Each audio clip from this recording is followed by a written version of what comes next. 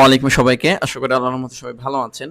এই ভিডিওতে আমরা দেখার চেষ্টা করব ফুল ফানেল যে ফ্রেমওয়ার্ক আছে মেটা অ্যাড স্ট্র্যাটেজি এবং অ্যান্ড্রোমেটার সাথে আমরা ফুল ফানেল যে ফ্রেমওয়ার্ক আছে এটা দেখার চেষ্টা করব। আমরা এই ভিডিওতে অথবা এই কোর্সে বা আপনি যে কোনো মার্কেটিংয়ে করেন, ওকে,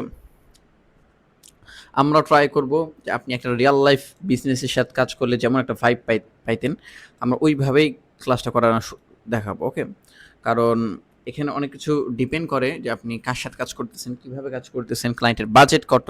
এরপরে ফার্স্ট অফ অল আমরা যদি এই ফ্রেমওয়ার্কের দেখি, ওকে, দেখেন আমাদের যে জার্নি আছে সেই জার্নিটা কিভাবে শুরু হবে। এক নম্বরে আমরা যদি দেখি, এখান থেকে একটু সুন্দর করে দেখেন এই জিনিসটা, data ডিভেন decision at every strategy, okay, every stake, STAGE, STAGE.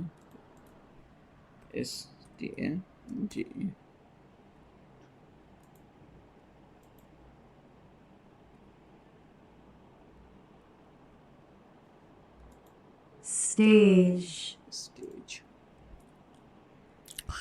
Alright guys, আপনারা যদি জাস্ট এখানে ক্লিক করেন data ডিভেন decision at every stage, আপনি প্রতিটা স্টেজে কীভাবে ডেটার উপরে মানে করে আপনি ডিসিশনটা মেক করবেন, ওকে, এটা আমরা এখানে দেখার চেষ্টা করবো ইনশাল্লাহ, okay. Analysis, optimization, scaling, each and everything দেখবো। যেহেতু এটা আমাদের ফার্স্ট পার্ট এই ভিডিওর, সেক্ষেত্রে আমরা জাস্ট এটা দেখি।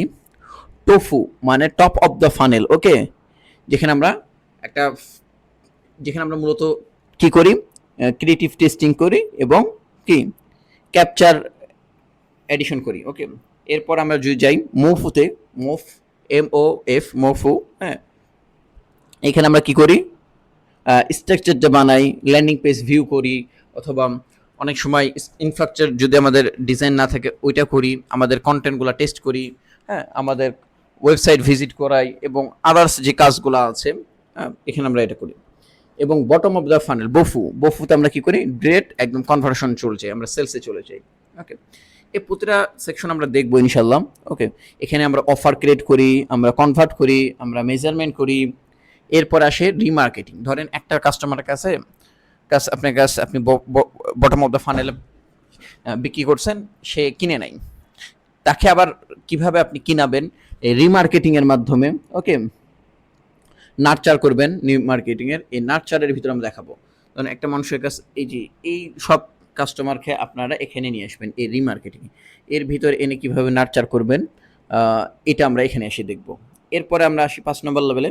5 নম্বর লেভেল হলো রিটেনশন মানে ধরেন আপনার অনেক মানুষ আপনার কাছে প্রোডাক্ট কিনেছে, অনেকজন কিনেনি, অথবা আরেকটা ভ্যালু আছে যে এলটিভি, ওকে। এলটিভি হলো মানে লাইফ টাইম ভ্যালুটা একটু যদি আমরা বুঝি, ধরেন আমরা তার জন্য একটু উদাহরণ আমরা যদি কিওমিতে চলে যাই, ধরেন যে কোনো একটা প্রোডাক্ট একটা কাস্টমার একবার কিনলো, ওকে, একবার ধরেন এই প্রোডাক্টটা কিনলো, ক্লিনজার বা এই প্রোডাক্টটা, জি, সফট ওয়াইন, ওকে, এই ক্রিমটা একবার কিনলো, প্রোডাক্টের দাম কত, 1020 টাকা।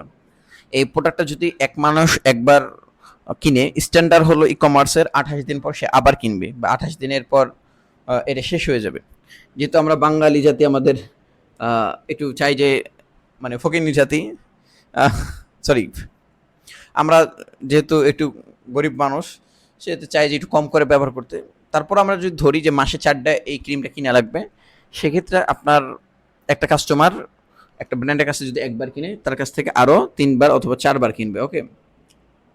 যদি মাসে 3, 4, 12 4বার কিনে, তাহলে এই কাস্টমারের ভ্যালু হয়ে গেল, মানে লাইফ টাইম সার্কেল হয়ে গেল 4000 টাকা। একটা প্রোডাক্ট বিক্রি করছে 1000 টাকাতে, আর 1 বছরে যদি বিক্রি করে তাহলে 4000 টাকা। এবার লাইফ টাইম ভ্যালু একটা কাস্টমার একটা ব্র্যান্ডের কাছে লাইফ টাইমে কয়বার কিনতে পারে, এরকম একটা আমরা ভ্যালু ধরি, ওকে, বলে কি রিটেনশন, ওকে। এরপর রিটেনশনের পরে এবং আমরা আরেকটা জিনিস দেখব, স্কেলিং কি, ধরেন আপনারা এর ভিতরে কিছু ক্যাম্পেইন আছে, ক্যাম্পেইনে 100, 200, 500 বাজেট দিবেন। যেমন এই ফেসবুকের একটা সমস্যা আছে যে $200 বা $300 উপর বাজেট দেওয়ার পরে ফেসবুকের অ্যাডগুলো ঠিকভাবে কাজ করে না।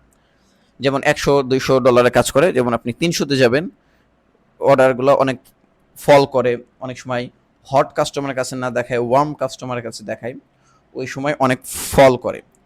তার জন্য আমাদেরকে একটা স্কেলিং ক্যাম্পেইন দিতে হয়। ওকে, এই স্কেলিং ক্যাম্পেইনের ভিতরে আপনার সব উইনিং ক্যাম্পেইনগুলো থাকবে, যেগুলো ভালো পারফর্ম করবে এই স্কেলিং ক্যাম্পেইনের ভিতরে।